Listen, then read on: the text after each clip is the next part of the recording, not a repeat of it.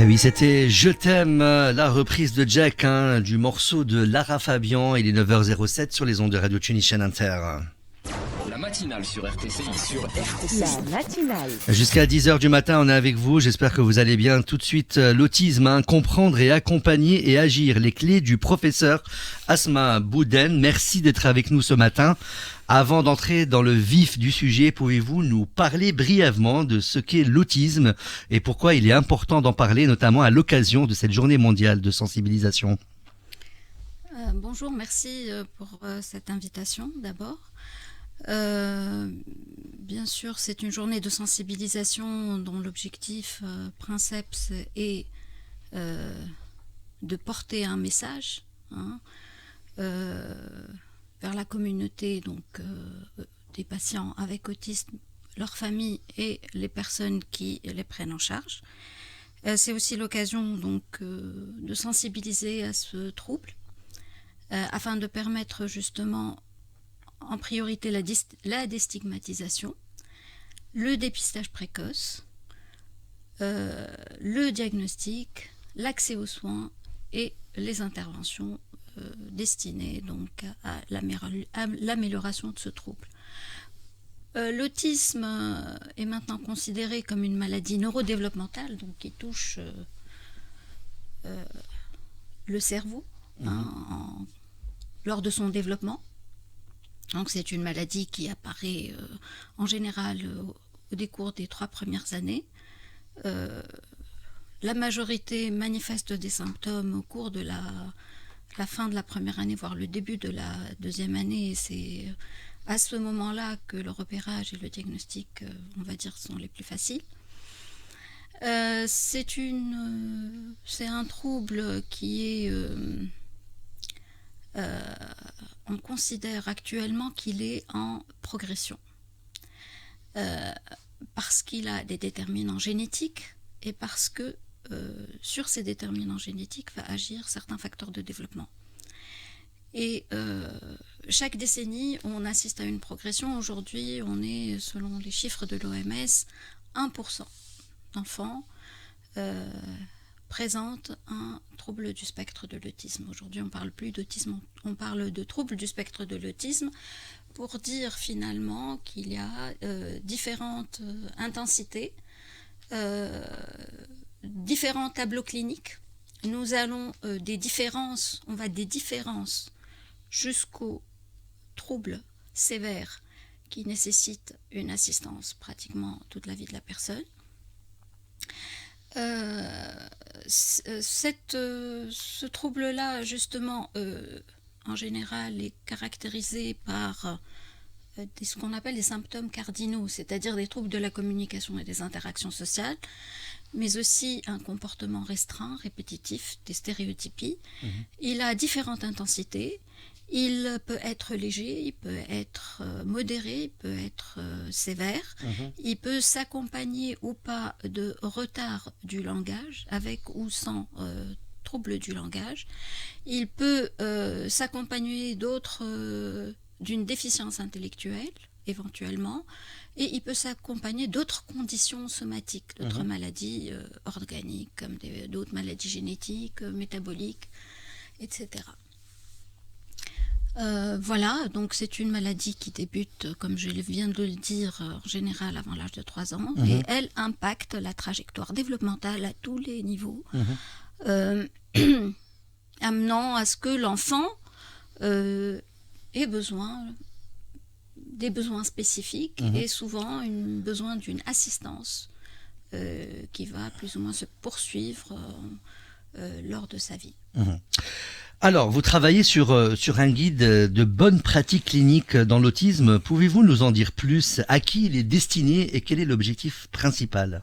Alors, avec la Société tunisienne de psychiatrie de l'enfant et de l'adolescent, que je préside pour ces 3 années, à partir de 2024. On rappelle quand même aux auditeurs que vous êtes chef du service pédopsychiatrie à l'hôpital Radi aussi. Oui. Donc, Mhm. je suis pédopsychiatre, Mhm. chef de service de pédopsychiatrie. Je suis aussi présidente de la Société tunisienne de psychiatrie Oui. de l'enfant. Et cette année, avec les collègues Mhm. pédopsychiatres, nous avons décidé donc d'entreprendre la rédaction d'un guide de bonnes pratiques cliniques dans le trouble du spectre de l'autisme chez l'enfant et l'adolescent. Mhm. Cette initiative est venue parce qu'il y a un vide notoire en matière, dans la rédaction de ce type d'outils Mhm. en pédopsychiatrie. Donc pratiquement va être le premier guide qu'on a élaboré. Alors son objectif justement c'est d'harmoniser les pratiques cliniques pour améliorer la prise en charge de ces patients. En fait, ce guide, il va présenter des recommandations de bonnes pratiques, de bonnes pratiques cliniques. Ces recommandations se basent sur les résultats de la littérature scientifique à haut niveau de preuve. Et quand on dit haut niveau de preuve, on parle souvent de publications dont la méthodologie a très très peu de failles, d'accord, qui permettent de conclure à des résultats très probants. Donc c'est ça l'objectif d'un guide. Un guide un guide de bonne pratique se base sur le résultat des recherches scientifiques les plus poussées, les plus évoluées, le gold standard en fait. Comme ça, on arrête de dire j'ai lu sur internet ceci, cela, et Justement, etc., on va en venir tout à l'heure Voilà. aux intox et tout ce qui est dit sur Voilà. l'autisme. Donc ce guide, il est destiné aux professionnels? Il est à la fois destiné aux professionnels, bien sûr, mais aussi aux parents, aux aidants en général, qui prennent en charge, qui gèrent ces enfants-là, et aussi à la communauté des enfants et des adolescents autistes, parce qu'eux aussi peuvent le consulter quand ils le peuvent. Voilà. Tout à fait. Alors, quels sont les défis auxquels les professionnels de santé sont confrontés aujourd'hui en matière de diagnostic et de prise en charge de l'autisme en Tunisie? Alors, en Tunisie, d'abord, il faut savoir que l'autisme, moi je vais faire bientôt 40 ans d'exercice de psychiatrie et un peu moins d'exercice de la pédopsychiatrie. Nous étions les seuls à faire le diagnostic, c'est-à-dire les pédopsychiatres à être formés pour faire le diagnostic, être qualifiés pour faire le diagnostic et la prise en charge de ces enfants-là.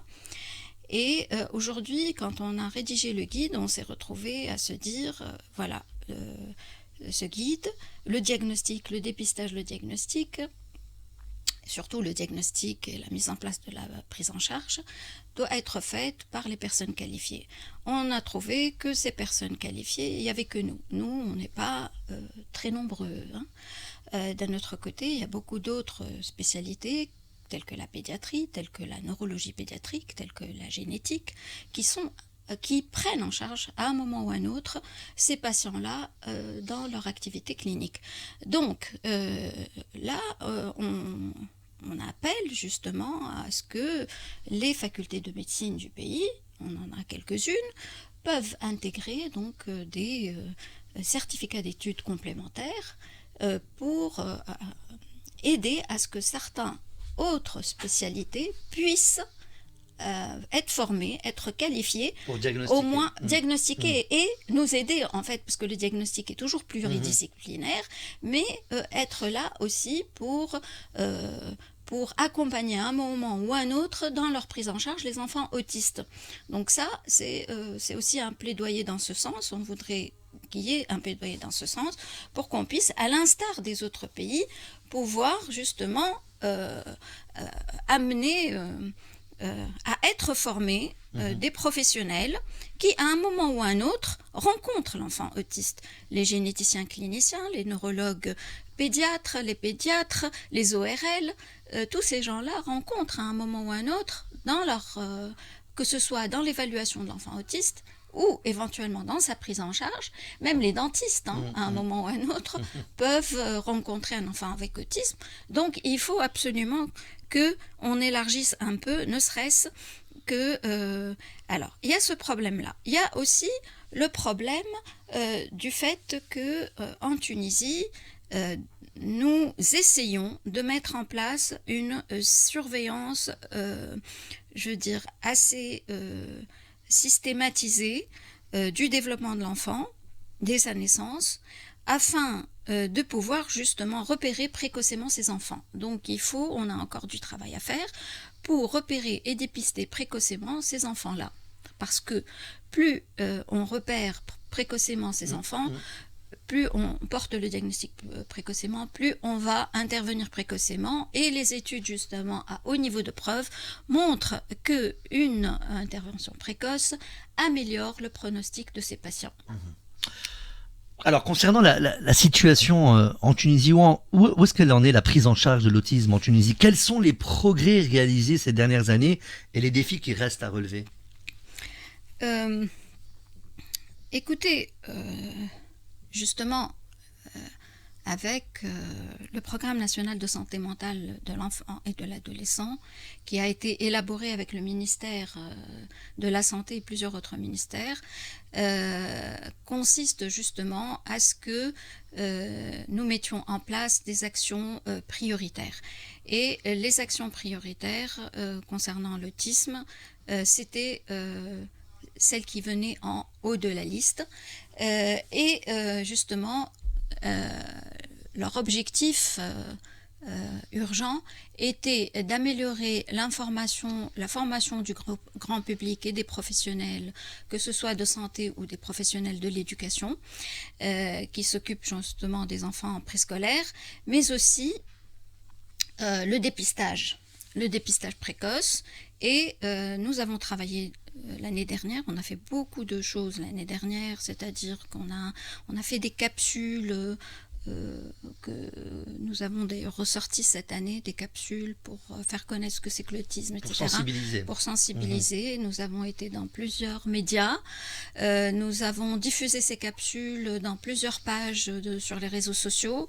Nous avons, concernant le dépistage, nous avons mené dans le service un travail de traduction d'un outil de dépistage qui est utilisé de manière unanime, très très fréquente dans le monde, qui est le mChat-RF.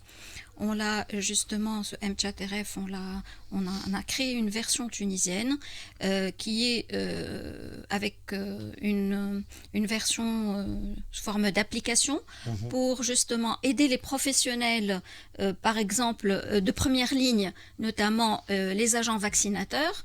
S'ils repèrent par exemple quelque chose dans l'interaction et la communication de l'enfant, ou s'il y a une plainte des parents, qu'ils puissent faire passer ce mChat et qu'ils puissent orienter en fonction des résultats du mChat soit l'enfant vers une évaluation spécialisée, soit vers, par exemple, une réévaluation d'ici quelques mois, avant la fin de sa deuxième année. Et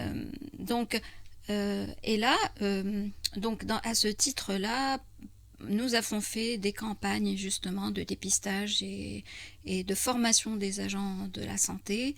On a été dans le sud avec dans des caravanes de santé. Nous avons été à Kérouan, à El Alé.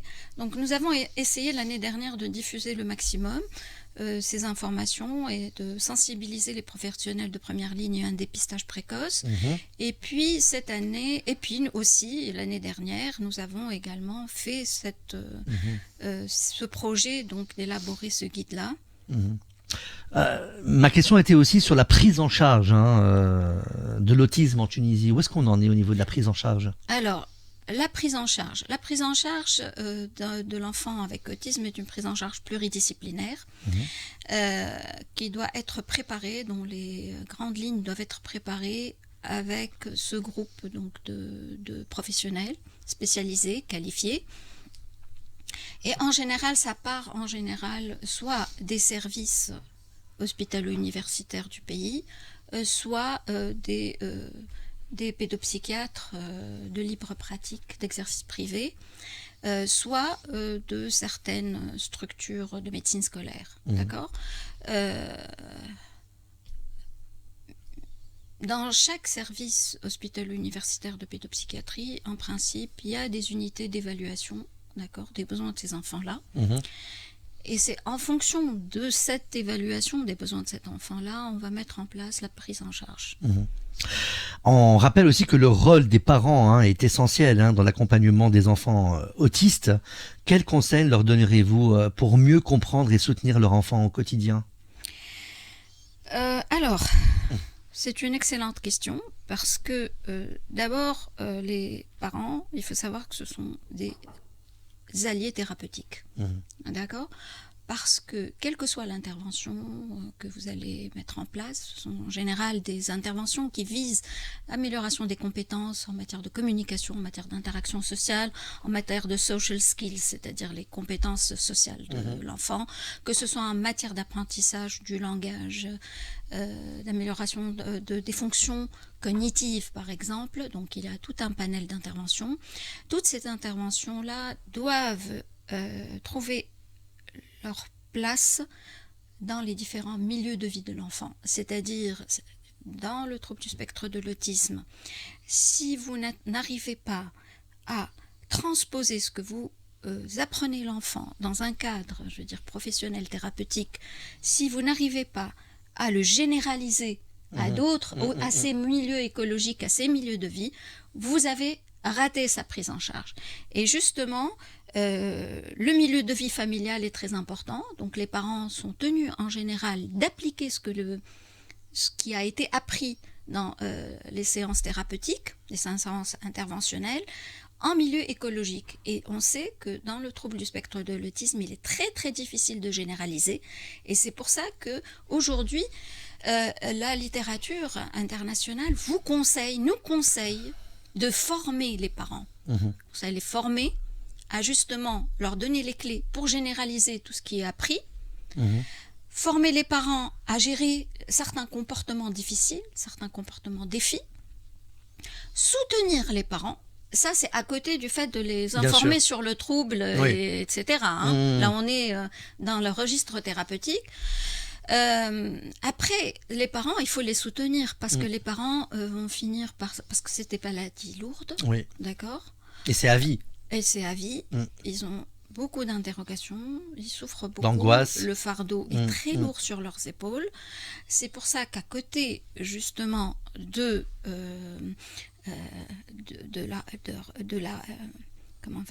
la gestion de leur soutien en tant que cothérapeute, il faut aussi les soutenir psychologiquement afin justement, parce qu'on sait que quand on soutient psychologiquement les parents, qu'on leur apprend des compétences pour qu'ils aident leurs enfants, on améliore le pronostic. Et dans le service, chez moi, nous avons adapté une technique c'est une technique française qui s'appelle la technique BREF, de psychoéducation BREF, BREF. En fait, ce sont 4 séances qui vont permettre aux parents de leur donner des clés pour renforcer, d'accord, leur bien-être. Là, c'est pas les compétences, c'est pour repérer, par exemple, des stress, une anxiété, une dépression, et libérer la parole afin justement qu'ils se sentent soutenus dans cette trajectoire et qu'ils puissent justement avoir un meilleur bien-être mental. Excellent. Alors, où et quand pourra-t-on se procurer ce guide une fois publié ? D'accord. Alors, ce guide n'est pas encore publié. D'accord. Il n'a pas encore reçu l'accréditation de l'INEAS, mais j'ai pu avoir... Incessamment sous peu, alors. Incessamment sous peu. Donc, aujourd'hui, comme c'est le 2 avril... C'est la journée mondiale. C'est la journée mondiale de sensibilisation. Nous avons tenu à ce que, justement, nous publions... nous soumettons au comité de rédaction et de lecture du guide le draft final pour leur approbation finale parce qu'il faut qu'ils le valident. Bien sûr. Et avec ce papier d'accord de tous les auteurs, nous irons le déposer à l'instance d'accréditation qui est l'INEA Santé. Et ça sera un guide gratuit que vous distribuerez, sûr, hein? C'est gratuit. Bien sûr, D'accord. bien sûr. Très bien. Bien sûr. Alors, on va parler un peu, comme on dit, des idées reçues, hein, de l'intox sur l'autisme, et à vous, justement, de nous dire pourquoi il y a ces idées reçues et pourquoi c'est faux. Hein. Alors, l'autisme est causé par les vaccins. Non, maintenant ça a été infirmé. Infirmé parce qu'avant on disait que les métaux lourds, il y avait une accumulation de métaux lourds et on avait proposé des chélateurs de métaux lourds, c'est-à-dire pour les bouffer, des produits pour bouffer les métaux lourds. Non, les travaux de recherche de haut niveau de preuve ont infirmé cela. Il paraît que cette rumeur vient d'une étude frauduleuse, hein, de 1998, retirée depuis, hein, en tout cas. Concernait justement le vaccin Tout à fait. ROR, rougeole, oreillon, rubéole. Alors, deuxième intox, les personnes autistes n'ont pas d'émotion. C'est pas qu'ils n'ont pas d'émotions. Ils ont des émotions, mais ils n'ont pas les outils pour les décrypter. D'accord ? Ils sont pas capables de dire peut-être je suis triste, je suis malheureux. Ils ont du mal à l'exprimer, quoi, voilà. C'est-à-dire de manière c'est pas conventionnelle. comme exprimer ou mentaliser, verbal, enfin, comment dire c'est-à-dire qu'ils sont pas capables de dire je suis malheureux ou je suis heureux ou d'accord. Ils le ressentent, mais ils le ressentent, difficilement mais peut-être ont du mal à mettre. à l'exprimer. Alors, c'est pas le cas de tous les autistes. N'oublions pas, on a du dit cas par cas aussi. Aujourd'hui on parle de spectre de l'autisme, mais le registre des émotions et de leur régulation est un grand registre sur lequel on travaille au niveau des interventions thérapeutiques. C'est-à-dire qu'il y a beaucoup d'interventions thérapeutiques qui vont aider à reconnaître les émotions, que ce soit chez soi ou chez autrui. Souvent, une reconnaissance faciale, on a un travail d'ailleurs d'élaboration d'un outil de remédiation de ces types d'émotions dans le service qui est en cours d'élaboration dans le service avec une doctorante pédopsychiatre, Inch'Allah, qui verra le jour d'ici 1 an ou 2. On travaille également sur la régulation des émotions, leur expression, etc. Donc plusieurs outils intègrent cette composante émotionnelle. Troisième intox, l'autisme est une maladie. Alors, écoutez, quand on a un trouble du spectre de l'autisme, on peut parler de différence, on peut parler de trouble.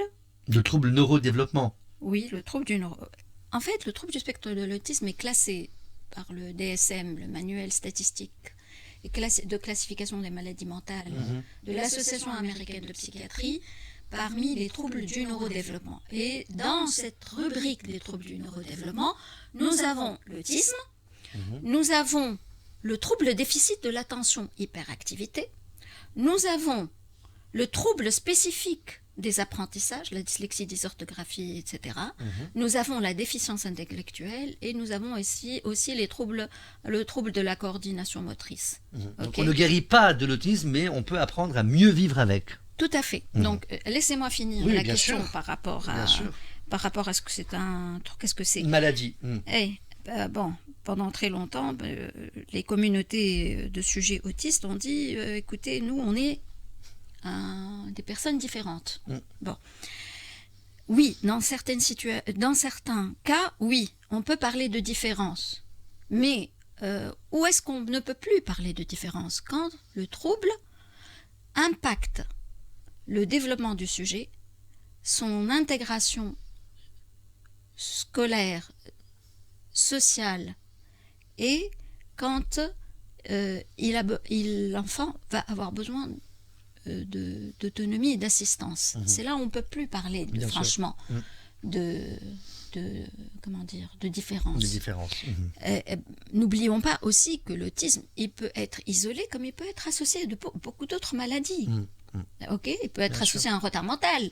Est-ce que là, bien sûr, on est dans les maladies. Bien sûr. S'il est associé à une maladie génétique, on est dans la maladie. Vous voyez un peu Bien sûr, la bien sûr. nuance. Quatrième intox, les personnes autistes sont soit des génies, soit totalement dépendantes. Alors,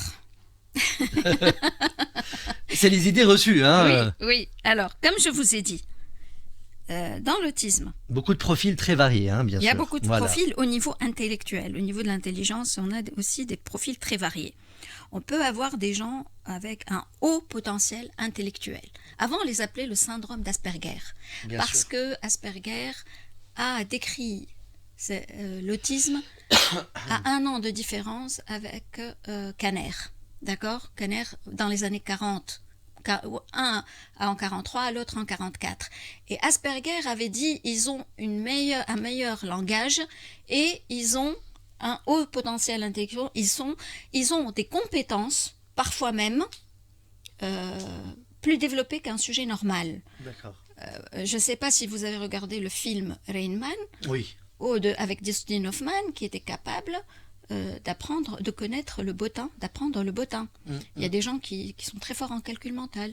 Il y a des autistes, même en Tunisie, on en connaît quelques-uns qui sont capables de vous donner, si vous leur donnez une date, ils sont capables de vous dire dans cette date quel est le jour. Vous voyez un peu? Bien Ils disent sûr. c'était un mardi. Vous voyez? Il y a aussi Donc ça, dans ce les sont- jeux télé en France, sur TF1, attention à la marche, on a vu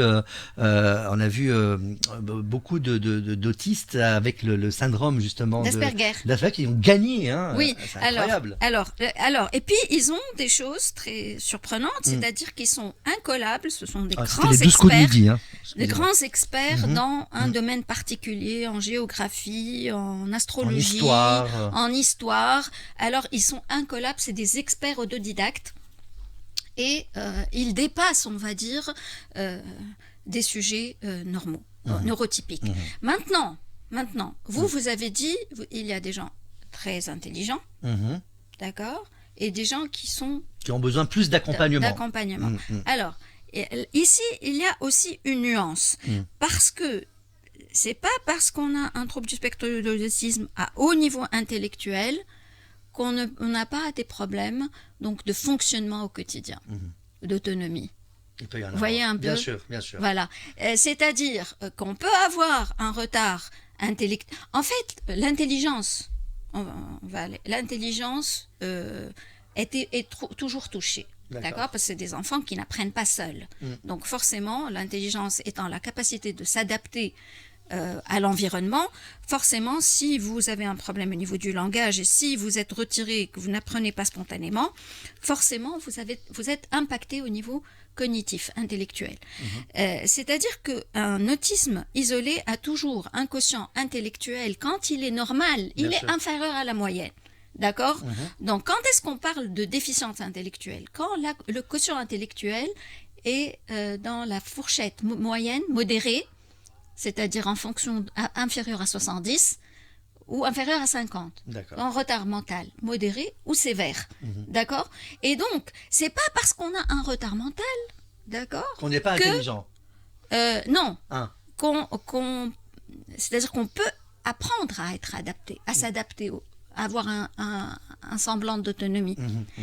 À bien fonctionner. On peut l'apprendre à bien fonctionner. On peut apprendre à bien fonctionner quand on est autiste avec un retard mental moyen, par exemple, et être plus adapté qu'un haut potentiel, d'accord, qui peut-être n'a pas pu trouver en lui des compétences pour fonctionner seul normalement. C'est le fonctionnement au quotidien. C'est les besoins au quotidien. D'accord? C'est plus quelque chose seulement du registre de l'intelligence. Vous voyez? Il y a l'intelligence et le fonctionnement au quotidien. Alors, 5e idée reçue ou 5e intox, les enfants autistes sont comme ça à cause d'une mauvaise éducation. Non, du tout. Non. C'est vrai que, je vais vous dire, mauvaise éducation. Attendez. Alors, Kanner, quand il a décrit l'autisme pour la première fois, qu'est-ce qu'il a dit? Il a dit les mères sont froides. Ça veut dire quoi, les mères sont froides? C'est-à-dire, il a postulé l'hypothèse que ces enfants-là manquaient, étaient carencés affectivement. C'est-à-dire que pendant le développement du cerveau, je ne sais pas si tout le monde le sait, mais le cerveau ne se développera pas normalement, les synapses entre les neurones ne se mettront pas normalement à fonctionner, les circuits nerveux ne se mettront pas à fonctionner normalement si l'enfant n'a pas des interactions entre lui et son environnement, et notamment sa figure d'attachement maternel ou paternel, si l'interaction n'est pas de bonne qualité, si l'interaction est carencée en affect, le cerveau ne se développe pas. C'est pour ça qu'on parle de troubles du neurodéveloppement. D'accord ? Et Kanner, au départ, pensait que ses mères étaient froides, qu'elles donnaient des soins de manière mécanique, qu'elles ne prenaient pas assez les enfants dans les bras, qu'elle leur parlait pas, qu'elle ne leur montrait pas de l'affection. Après, il a dû s'excuser quelques décennies plus tard auprès des mamans. D'accord ? Maintenant, on sait que dans l'autisme, nous avons des mutations génétiques qui touchent des centaines de gènes. Ces mutations génétiques vont perturber, d'accord, la mise en place de synapses et de circuits nerveux. Aujourd'hui, on sait que si l'enfant est dans un environnement, par exemple, carencé affectivement parce qu'il a une mère déprimée ou une mère atteinte de troubles mentaux, ou si dans l'environnement familial il y a des stress, des violences, d'accord, notamment dans certaines conjugopathies, nous savons que ça peut être la banane qui va faire déraper quelqu'un qui génétiquement est vulnérable. D'ailleurs, à ce titre, j'aimerais bien qu'on parle, quand vous aurez fini, quels sont les facteurs de risque, quelles sont les vulnérabilités à l'autisme. J'aimerais qu'on en parle parce que c'est très important. Vous pouvez en parler dès maintenant. D'accord. Donc alors, une minute pour parler de la vulnérabilité. Alors, sachez que les enfants qui ont un frère ou une sœur aînés avec un trouble du spectre de l'autisme sont des enfants vulnérables qu'il va falloir surveiller très tôt, dès les premiers mois de leur vie. Sachez que les enfants prématurés et les petits pois de naissance sont des enfants vulnérables à surveiller. Sachez que les enfants qui, au moment de leur accouchement, ont eu une hypoxie, c'est-à-dire ont manqué d'oxygène, sont des enfants vulnérables. Que les enfants dont les parents sont âgés au-delà de 40 ans chez la mère et au-delà de 50 ans chez le père, c'est des vulnérabilités décrites dans la littérature à haut niveau de preuve. Et enfin, sachez que les enfants dont les mères ont pris du valproate de sodium à cause d'une épilepsie, ce qu'on appelle la dépakine, la molécule dépakine est incriminée dans l'autisme. D'accord ? Ok.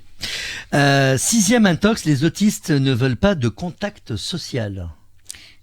Bien sûr, c'est l'un des signes cardinaux de l'autisme. Ils ne sont pas compétents, ils n'ont pas cette compétence.